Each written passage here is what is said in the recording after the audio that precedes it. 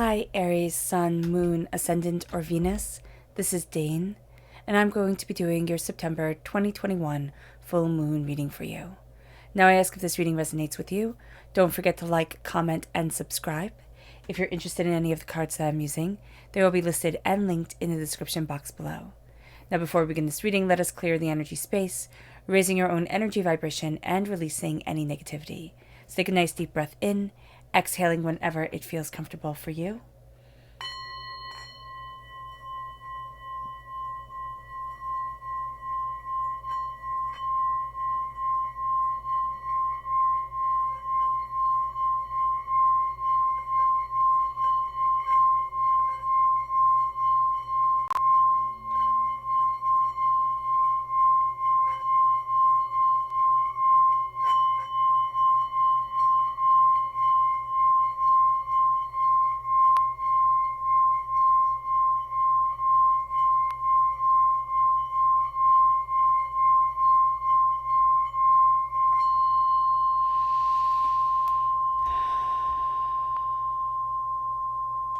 Releasing all negativity from the body like storm clouds, letting yourself feel calm, centered, and at peace as we enter into this safe and loving space.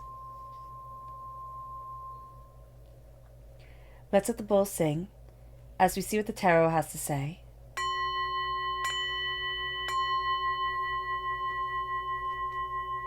How will Aries be affected by the September 2021 full moon?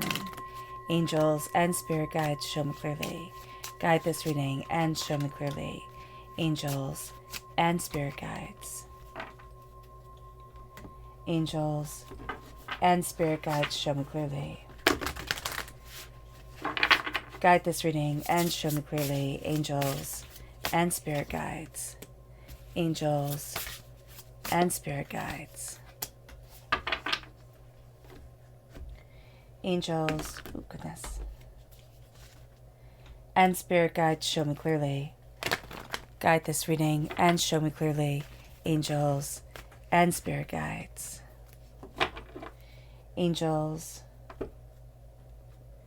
and spirit guides, show me clearly. Guide this reading and show me clearly. Angels and spirit guides. Angels and spirit guides. Now at the bottom is our rooted self. The left-hand side is our inner self. The middle, our heart, our emotional self. The right-hand side, the public arena, the public self. So let's see what the cards have to say. We have the world, which is at our root. And we have the hierophant, which is Taurus energy. Now if we have Taurus within our natal chart, or we're born on the cusp of Taurus, this is going to come out quite profoundly at our rooted self. Then we have the 9 of fire, the 9 of wands, and the 7 of air. In our hearts, we have the 6 of cups and the page of pentacles, amplifying the Taurus energy. Taurus is also represented by the pentacles in the minor arcana, but this is also us being a student of our prosperity, of our abundance. It moves us then to the Ace of Wands in the public arena, new adventures, and the 9 of Swords, which is mental conflict, but it's also feeling trapped and overwhelmed and nightmares and doubts and fears. They're coming into play, and there's a sense within our inner self at this time of seeing a new way forward. It's like taking what's needed, but also seeing what we don't need to carry with us anymore. With the 9 of fire, there's a sense of everybody's ideas and, emotions coming into play. And yes, we have to be aware of that, but we can't let ourselves be kind of gobbled up by everybody else. Now, on the 20th of September, which is when this full moon is, it is the harvest moon, and it is in Pisces. Now, a full moon in Pisces, with the full moon in Pisces, Pisces is ruled by the planet Neptune, which brings beauty to the spiritual. And that's going to be really where we align during this time. And this is why it says balance spirituality with practicality, because that's going to be the beauty that we're drawn to. It also holds a sway over our dreams, the planet Neptune, and can make this a time where we can slip into habits that are for escapism. We have our dreams, we have what we desire, but when the world gets too much, we want to kind of fall into dreams. Now, this could be done in a very kind of healthy way through meditation, or this could be done through a not so healthy way through addictions and, substance abuse and things like that. So do be mindful with this moon, because there is such this powerful draw to the spiritual. And sometimes if we're not ready for everything that we get to see, we can want to disconnect. So do be mindful of that. Just comes with a warning with the planet Neptune. This is also when our spiritual and compassionate selves are at their highest. And so during this time, our boundaries are at their thinnest.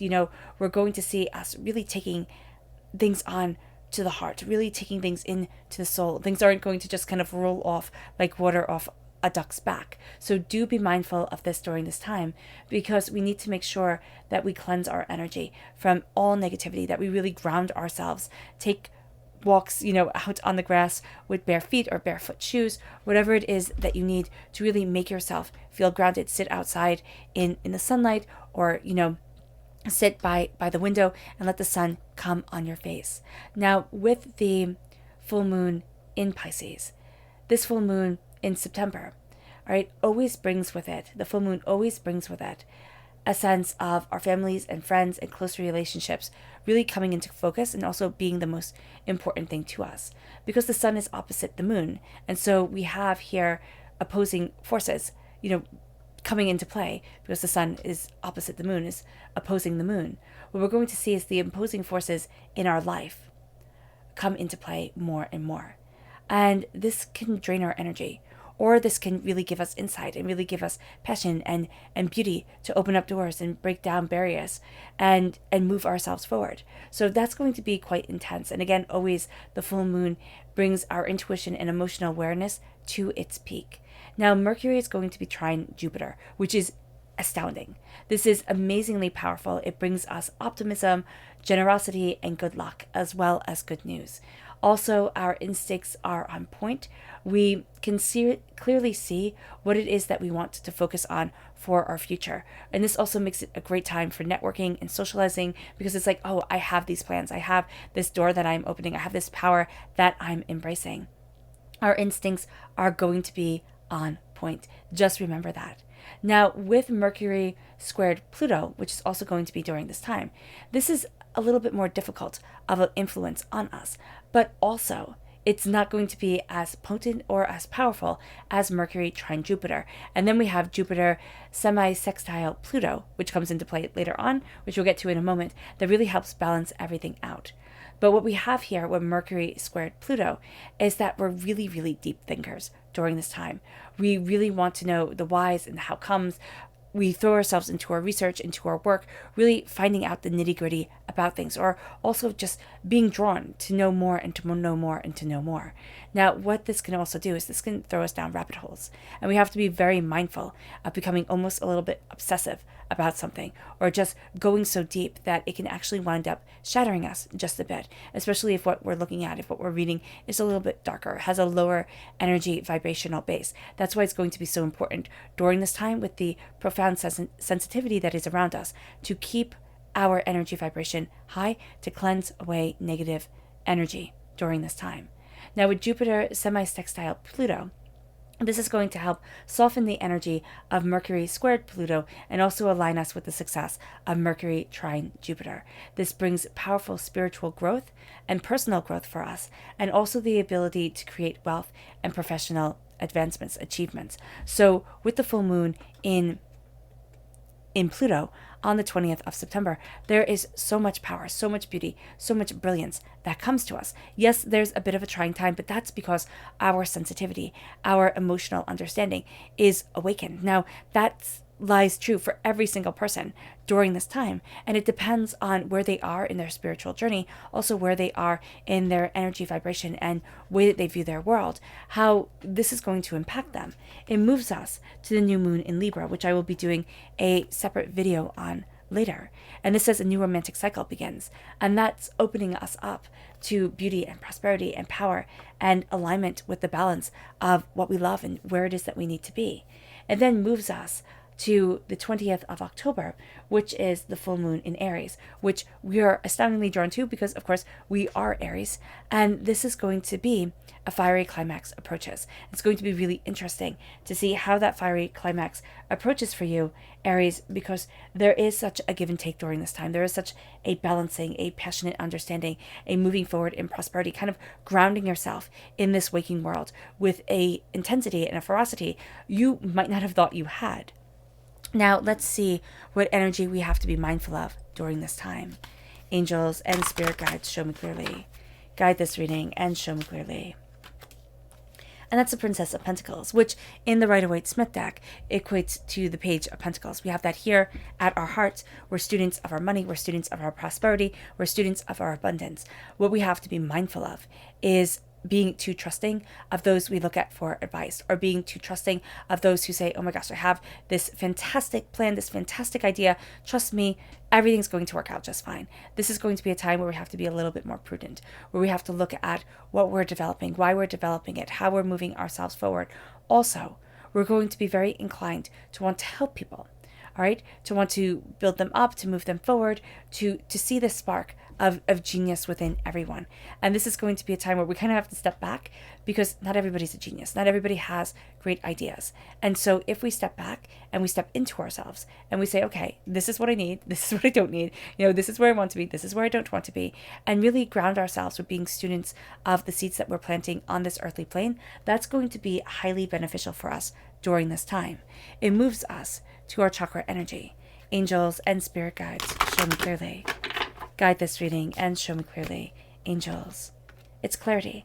This is the third eye chakra. And there's a sense here of opening ourselves up to the clarity that is coming. Because remember, with Neptune, with Pisces being ruled by Neptune, we are so inclined to lean towards the spiritual. Our sense of beauty, our sense of coming together comes with the spiritual. And so here, our dreams hold so much. Here, the third eye means so much more to us, because there is this powerful, amazing, optimism and energy around Mercury trine Jupiter that's saying you're going to succeed. You're going to open up that door. You're going to move forward the way that you want to. The third eye opens and we walk through. The third eye opens and we see ourselves more clearly, more openly, more honestly than before. We also see the negative more clearly and more honestly. Of course, this is heightened by the fact that with the sun opposite the moon, opposing factors come into focus more and more. It can bring us to sensitivity, to heightened sensitivity, because we're thinking, how do I move forward? How do I embrace? How do I excel and succeed the way that I want to? And we're seeing things so clearly, or we're seeing things in a way that we hadn't seen them before. And we're thinking, okay, where do I stand now? And why do I stand there? What is the abundant power for me? And how do I step in to this role, step in to this way of being? And it moves us to the world. It moves us to the world opening to us beautifully and powerfully, but it also moves us during this time to us opening to the world. We do face challenges during this full moon, but it's nothing that we can't, kind of look at and own. This is very much a moon that, though highly rooted in the spiritual and the mystical, it's also going to be very rooted in how we balance that, how we balance our spiritual world with our practical world. How do we move forward in blessings and in bounties? And how do we face the world? How do we move forward in the world? Embracing our seasons, embracing our understanding, embracing who we are and where it is that we want to be. Because of this, because we see the doors opening, or we at least feel the doors opening within us. It's like, I am not held back anymore. I am being able to embrace. I am being able to expand. I am being able to move forward, not with all the hurts and all the pains of the past dragging me down, but with the sense of, I own the mistakes that I have made, the pain that I have been through, the hurt that has forged me. And like a diamond, I have become stronger and astoundingly valuable because of the pressure that I've been put under. It moves us to the hierophant. And why I'm saying that, like a diamond, we've been made better because of the pressure we put under, is because a diamond is made by a lonely piece of coal being put under a tremendous amount of pressure for a tremendously long period of time. Now, either that piece of coal just breaks away, or it becomes a diamond. And that's where we're being faced with, or what we're being faced with at this time. It's like, either I break, and sometimes we need to break away. Sometimes it's only part of us that becomes the diamond, and the other part of us has to kind of go away. It's not a part that gets to be carried into the future. I don't know how else really to define that, as Spirit is saying here that sometimes there's the naivety that needs to fall away, or the blind trust that needs to fall away. And that's why the hierophant comes into play. The hierophant is the Pope in the Rider-Waite-Smith deck. It's the ultimate power in the tarot, because in medieval times, the Pope was the ultimate power. And so as we embrace our prosperity and our success, as we start to claim our power as the world opens to us, we claim our voice, we claim our insights, we claim our ideas, we move ourselves forward. And as we are being moved forward, we see the things that we cannot turn away from. The Hierophant is also the major arcana marriage card. So it's saying not who are you married to, all right, Aries. It's saying, what are you married to? What is it about you that you cannot walk away from? What is it that has shaped your soul and guided your heart and moved you forward and, brought you to this place? And so the Hierophant comes in, and the Hierophant is power, insight, traditions, right? These are the traditions that we can't walk away from. It's not saying that this is orthodoxy that we have to follow, but what for us remains a steadfast truth. What for us guides us. It's kind of like, for me, having a cup of tea in the morning just sets me on the right path. It's going to be something that seems as simple or as benign as that is our path setter, is the thing that opens up our eyes and moves us forward. The little tiny traditions that we have made for ourselves throughout our life that guides us, and it moves us to our inner selves. We're going to have a real tendency during this time to listen to everybody else. Why? Because we are so compassionate, because our hearts and our minds are open, because we are connected with the spiritual. And so that coming into play with the fact that we as human beings are social creatures, we don't want to be ostracized, we don't want to be different, we want to fit in with the group. We have the 9 of fire coming in, saying, how does everything coexist together? How do I listen to myself while still listening to others, while still existing with others? And it's not letting those people transform us. It is saying, all right, this is what I've been through. This is my passion. This is my desire. This is what I stand for. This is what I don't stand for. This is where I need to be. And this is how I'm opening up the door. The 9 of Wands comes into play with very much saying to us, you've fought the battles. You've gotten this far. You fought to become the delicious fruit. Don't give up now. Don't think, oh wow, those blackberries are so much better than me, and I'm just this lonely apple with a ladybug crawling on it. There's beauty within each and every one of us. Let that beauty shine through. It brings us then to the 7 of Air. And the 7 of Air is the sense of, what can I take with me, and what do I have to leave behind? What is it that's an intrinsic part of myself, and what is it that isn't? So with the 7 of Air, we start to embrace our voice. We start to embrace our ideas and our ideals. We start to look at what we want. We also are aware that not everything is as it seems. And that's why we can be so drawn in by the Mercury square Pluto, where we want to dive in deeper. We want to go towards the truth. We want to research and see and work towards revealing things. And that's going to be all well and good. But we can't lose track of ourselves, there we go, ourselves and our voice.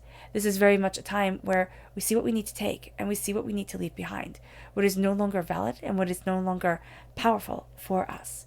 It moves us then to our hearts. Now, our hearts are going to be rather nostalgic, which is a wonderful thing, but the past always brings with it pain, which sounds very kind of dooms and glooms to say, but it is important to understand that the past can never be recreated, no matter how much we want it to be.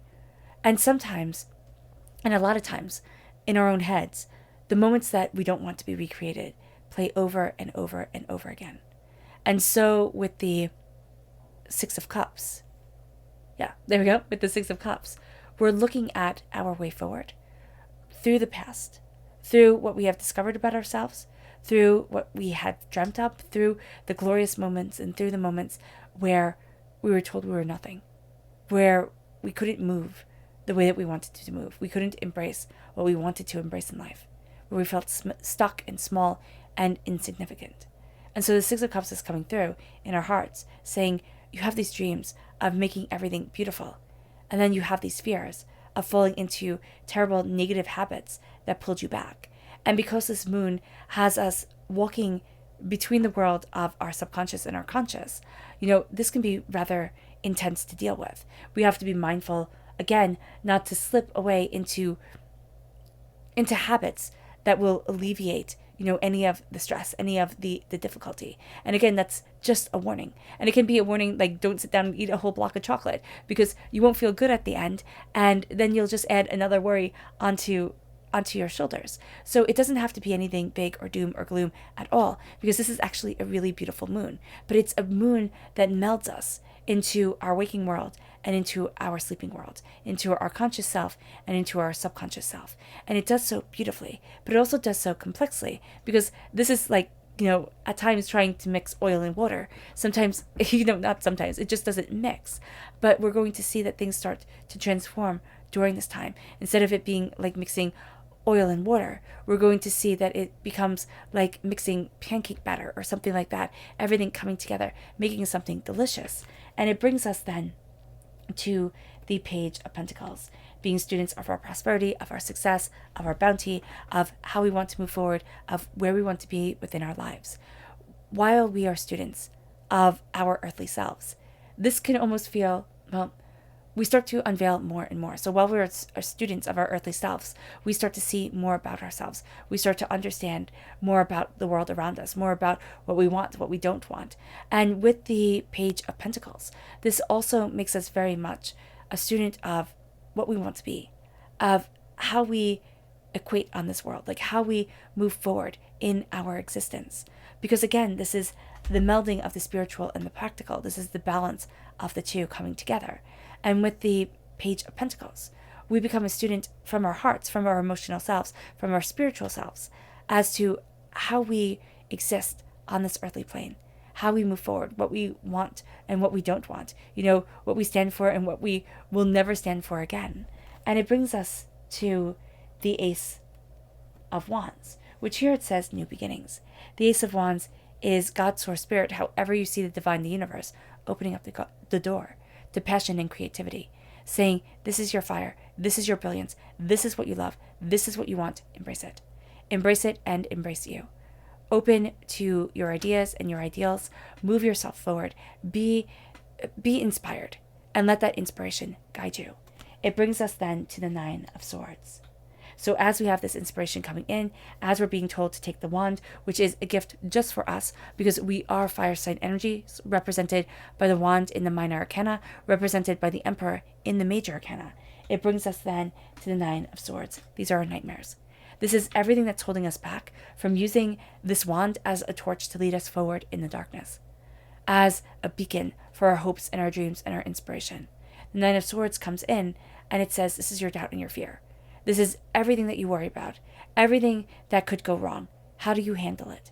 Because during this time, it is also a time of spiritual growth and awakening. It is also a time of breaking down barriers and really seeing ourselves. So as we have this connection with the past and the present, and even what we desire for our future, as we are finding our voice and our balance within ourselves and our desires, the Nine of Swords comes into play and says, this is the brilliance. This is the truth that needs to be seen. What is holding you back from it? What is it that's keeping you afraid? What is it that's keeping your voice small? I know, me personally, there are things like that I think, wow, this would be a great thing to try. But I'm like, what if people laugh? What if, they find that, I'm not as conventional as everybody else, and that doesn't sit well with them. But what if that doesn't matter? Or what if it mattered to them, but it didn't matter to me? So I'm using myself as a personal example because it's the easiest thing to do. But what if we didn't live for everybody else? What if we said, this is my voice, this is my dream, this is my power, this is me, this is how I'm opening up the door. Like it? Fantastic. Don't like it? Don't like it. But I don't get to be trapped in nightmares, in fears, in second guessing, in an overwhelming emotional sense of how do I move forward and where do I want to be and how do I get to what I desire within my life. It moves us then to our Luna message.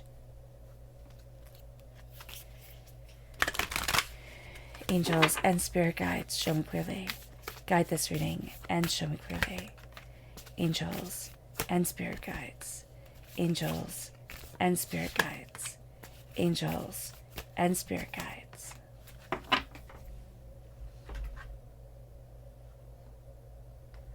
Angels and spirit guides, show me clearly. Guide this reading and show me clearly. Angels. Ooh, goodness. Okay, so let me just go and pick those up, because obviously you are meant to see and hear what they have to say.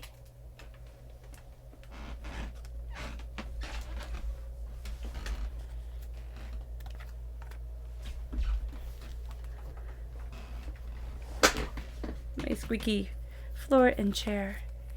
Angels and spirit guides.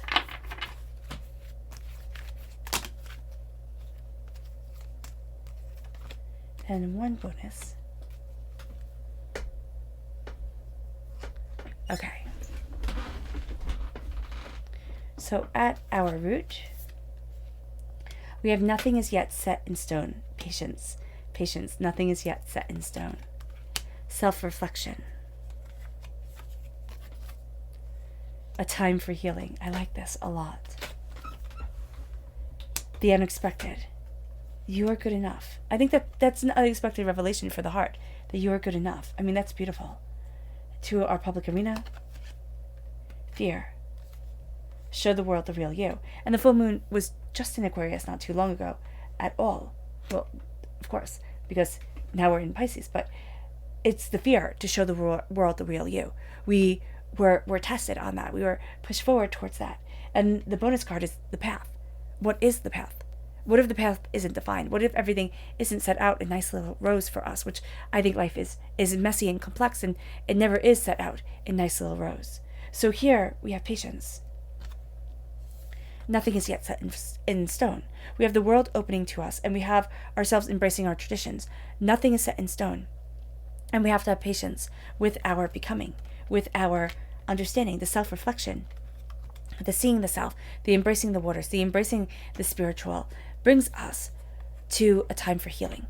A time for healing, a time for awakening, a time for greater understanding, a time for self-love and beauty and prosperity and passion and power that moves us from this place of taking in everybody else's thoughts, everybody else's wants, everybody else's needs, and saying, I matter.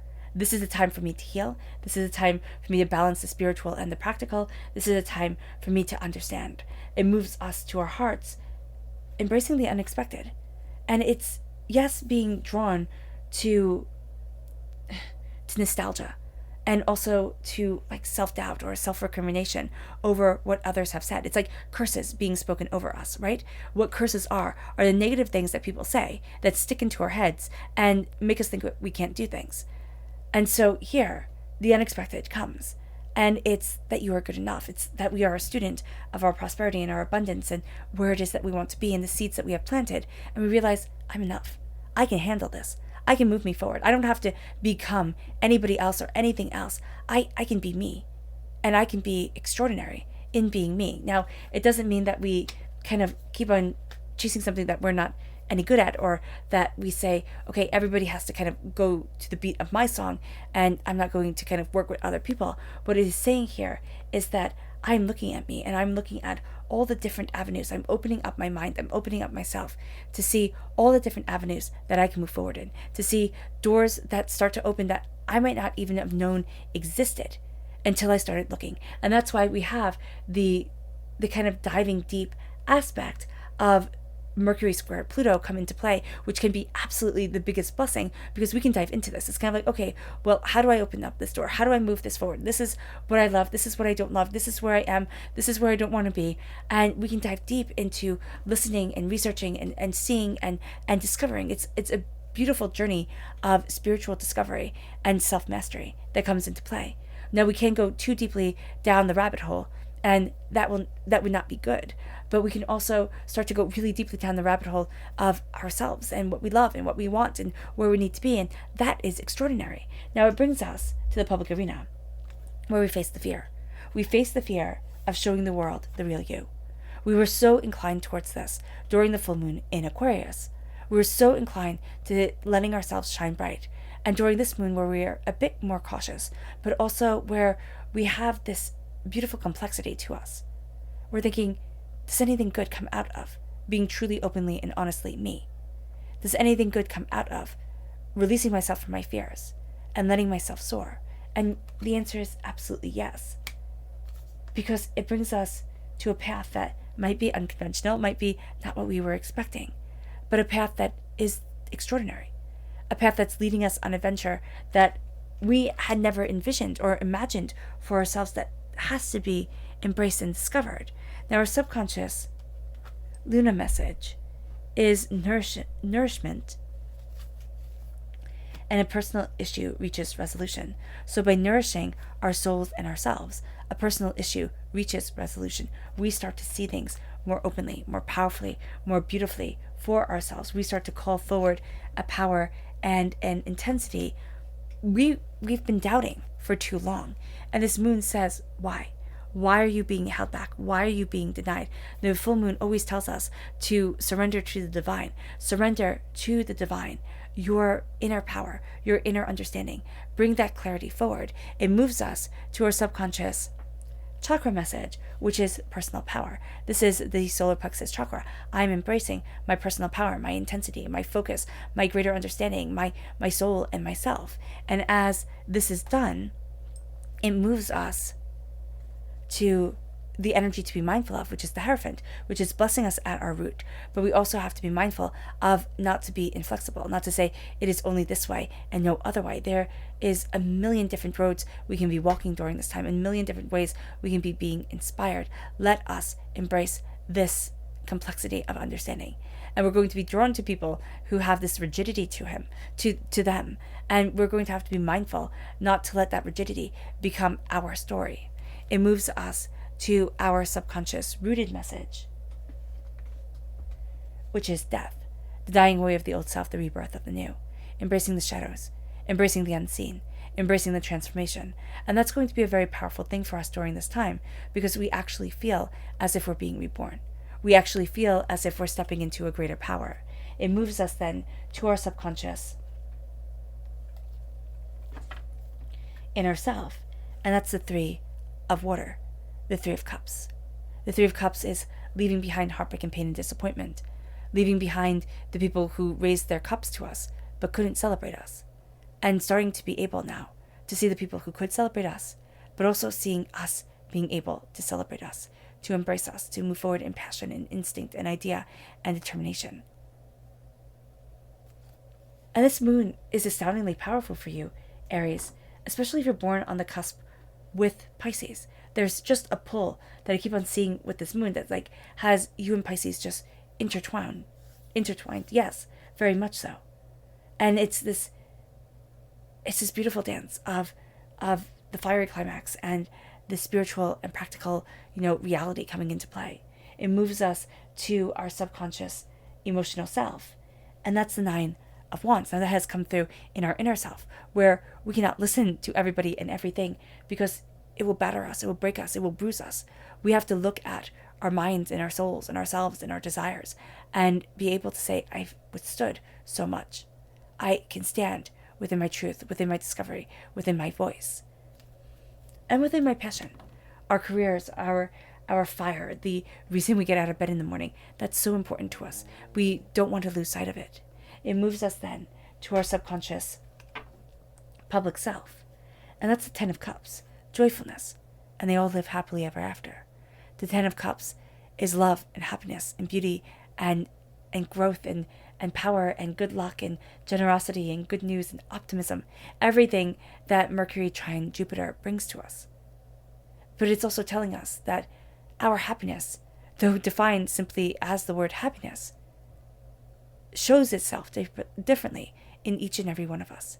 It is time for us to say, this is what makes me happy. This is what makes my soul sing. This is what brings my joy forward. This is who I am. And this is the happiness, the brilliance, and the beauty that I am embracing. There's good luck for us during this time. We're embracing a path that is astounding, a path that is a bit scary, beautifully overwhelming, but leads us to a place that makes things so clear. All right, Aries, I hope this reading has resonated with you. I wish you nothing but light, love, peace, and happiness. May harmony always be with you. I am sending loving, healing energy to each and every one of you. I love you all and stay safe. Let's end this reading with a meditation, a clearing away of negative energy, a raising of our positive energy as we embrace the power of this full moon. So take a nice deep breath in, exhaling whenever it feels comfortable for you.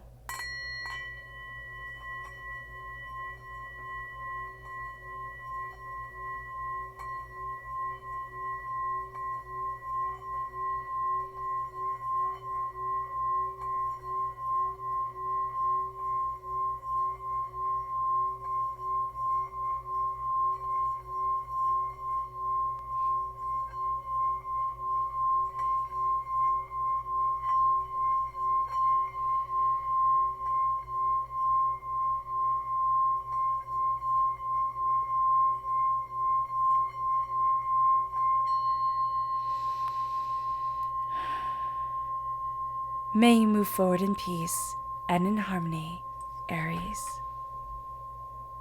And may you have a blessed moon.